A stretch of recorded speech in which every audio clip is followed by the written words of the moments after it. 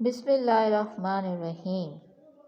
رمضان کی عبادات مبارک۔ اس میں 16ویں روزے کے وظائف ہیں کہ بعد از نماز فجر سورہ فاتحہ جو ہے وہ 47 مرتبہ پڑھنی ہے اور ہر مرتبہ بسم اللہ الرحمن الرحیم کے ساتھ پڑھنی ہے۔ بعد از نماز ظہر آیت الکرسی جو ہے وہ 11 مرتبہ پڑھنی ہے۔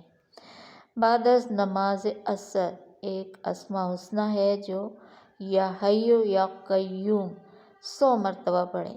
اس کو اس طرح پڑھنا ہے کہ جب آپ پڑھنا شروع کریں تو یا حیو یا قیوم ہو، یا حیو یا قیوم ہو، اور آخری مرتبہ جب 100 مرتبہ آئیں تو یا حیو یا قیوم پڑھنا ہے۔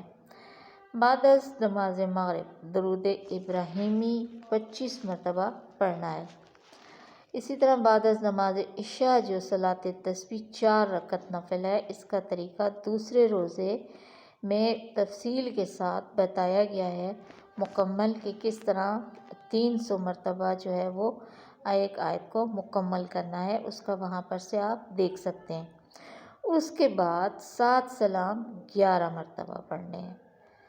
سلام قول من رب الرحیم، سلام علی نوح فی العالمین، سلام علی ابراہیم، سلام علی موسیٰ و ہارون، سلام علی الیاسین، سلام علیکم طبتم فادخلوہا خالدین، سلام ہی حتی مطلع الفجر۔ یہ آیات جو ہیں بہت زیادہ مجرب ہے الحمدللہ۔